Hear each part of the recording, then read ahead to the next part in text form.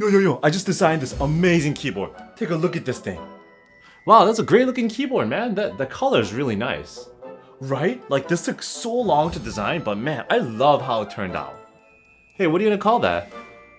You know, I've been like into all those like dancing Greek statue things on TikTok, you know? I think I'm gonna name it like Zeus or like Hades or something like that. I'm pretty sure that all those names are taken.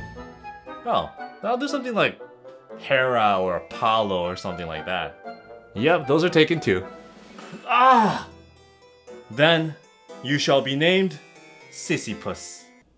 What the hell did you call me? Hi guys, welcome back to the channel. This is Scott K. So Sisyphus is actually a real character in Greek mythology. Yes, he's the one that pissed off the gods and they punished him by making him push a big boulder up a hill just to have it like fall back down, and he had to repeat this for eternity.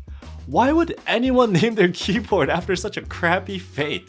It's like the keyboard equivalent of having to loop stabs all day just to find out that the spacebar will tick forever. You know what? We should start calling that the Sisyphus. Bro, your spacebar is so Sisyphus. Damn. On top of that, on top of the keyboard, it also features what looks like Morse code. So when I translated it, it said C-L-I-M-T. Klimt. What the heck is Klimt? Then I realized that the 3 indicator lights are actually part of the Morse code, so it became a B. I guess it makes climb, which is pretty appropriate to the Sisyphus story. Despite all the weirdness and the head scratching, I can actually say that Maniac Rabbit did a great job with this board. The Sisyphus is actually my favorite 65% keyboard of the year. Why?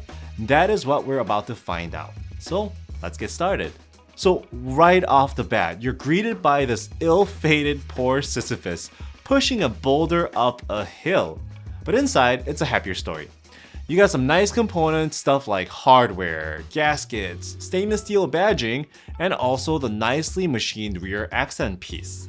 In addition, you got this glorious golden bar of a brass weight that also serves as a rear feet. It has a very nice heft to it as well. Then you got the standard components, right? Like the PCB and the plate. So if you go like straight into the PCB, you got a fairly standard black PCB. But hey, no flex cuts in this one. So you can expect a nicer, fuller sound. But it's actually a 1.2mm thin PCB, so that in itself will be flexible. However, I hear that the production version will actually have the flex cut, so I hope they reconsider honestly, but the PCB design is also straightforward, right? Like no RGB or anything like that, and standard KO hot swap sockets underneath.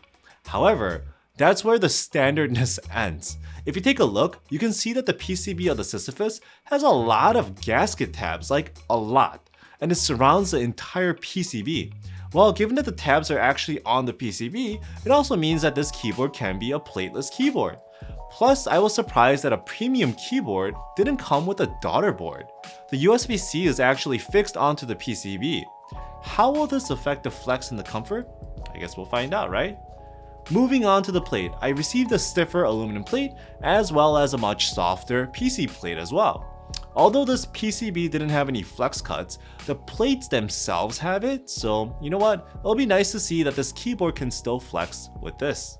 I'm not surprised that the Sisyphus comes with foam. I mean, they all do now. So you got the standard stack, right? So you got like something like the under PCB foam, the plate foam, the IXP foam, and finally, the lower case foam. As usual, you can use all of it or you can use none. That is totally up to you. Let's move on to the case. So I have this gorgeous green color. The anodization was perfect, and honestly, this is one of the most eye-catching keyboards I have now.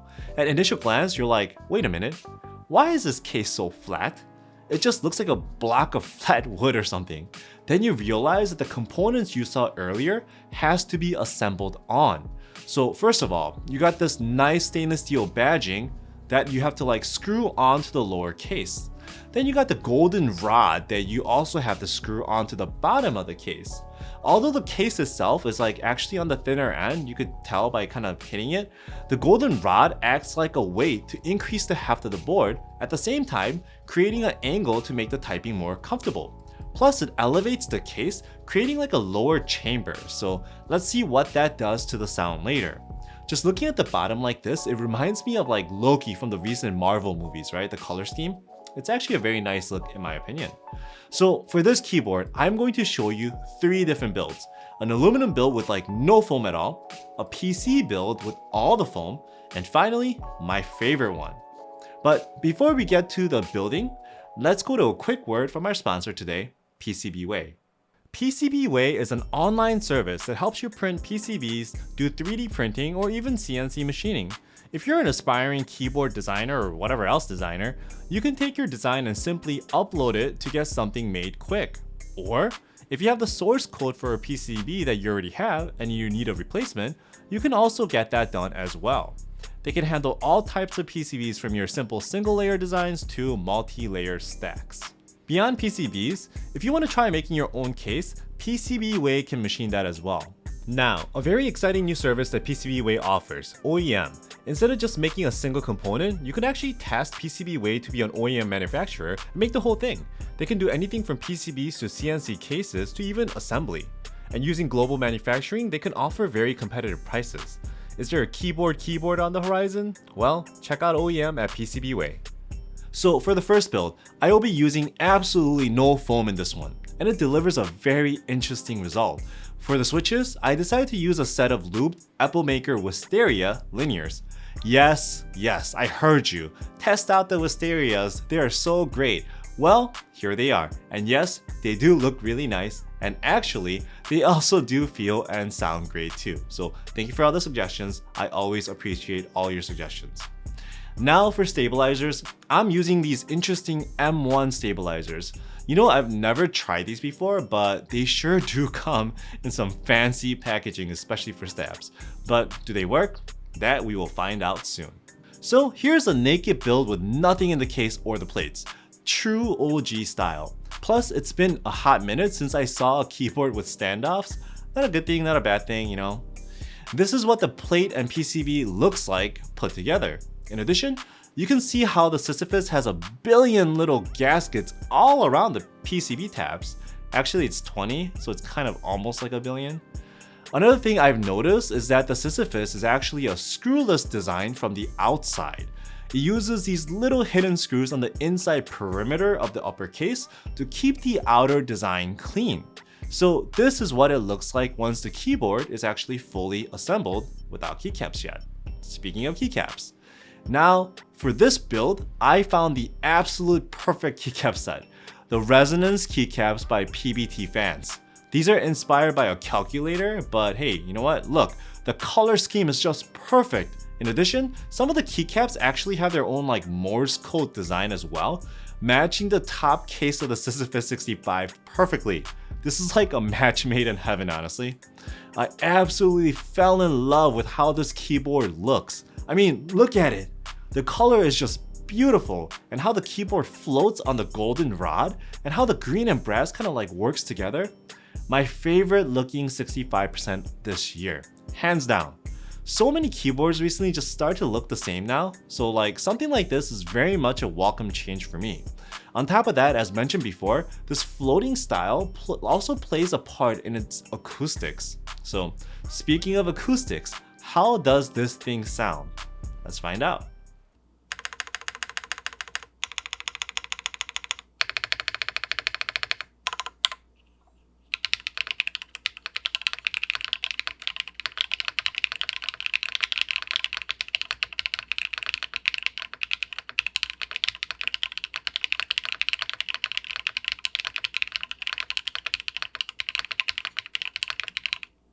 What do you think? This floating design with a thinner, more resonant chamber produces such a big, open sound. You get like a little bit of hollow depth out of it, but it's not a bad hollow sound. It actually reminds me of like how an acoustic guitar sounds. And this is from a 65% size, not even like a TKO or 1800 with more volume. Very impressive that it has this kind of volume in such a little package.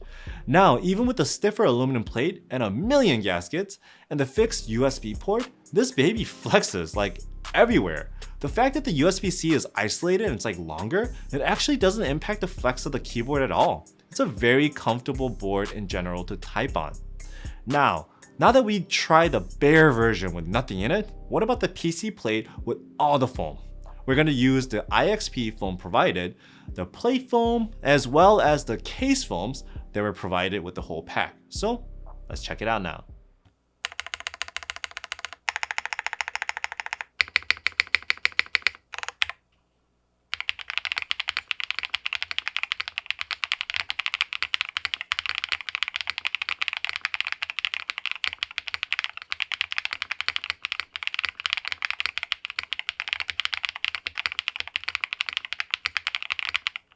Yup, as expected, the resonant hollowness goes away, and it's replaced with like the marbly, foamy sound from all the stuffing that's inside.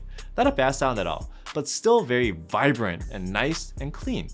It's nice that the Sisyphus can be shaped one way or another, depending on what your preference is, right? And as you expected, even with all the foam, the flexible PC plate allows the Sisyphus to be a very flexible keyboard still. So win-win in this department regardless. However, this foamy build was not my favorite. I actually love the first one, but I wanted to cut back a little bit on the hollowness. So what I decided to do was add that one single layer of case foam underneath and leave everything else bare. I feel that, at least to me, this is the best combination for sound and feel and everything. So hey, let's check it out.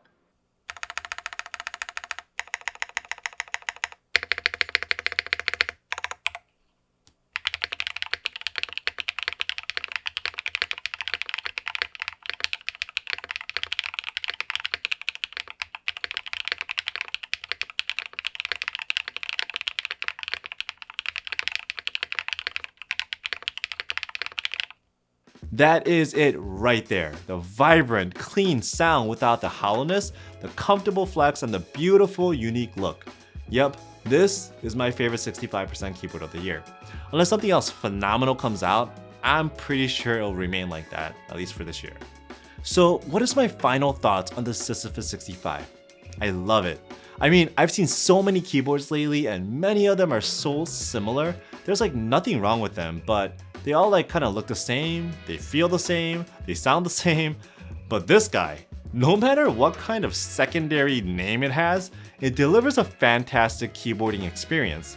I love its big sound. I love its comfortable feel. I love how unique it is and how it stands out among the rest of the same looking keyboards. I know, the Morse code was confusing, and they chose some like loser of a Greek character as the name, I'm sorry Sisyphus, but they made it up with a great keyboard. The Sisyphus will be going on group buy soon at the price of around $300 it seems. It'll come with various different colors and component options, like including whether you go with the standard rear decal piece or one that has more flair. I actually like the one with the waves. Regardless of which direction you go, the Sisyphus delivers an experience that is far better than pushing a boulder up a hill. If you enjoyed this video, please like and subscribe and I'll have more content for you in the future. Thanks.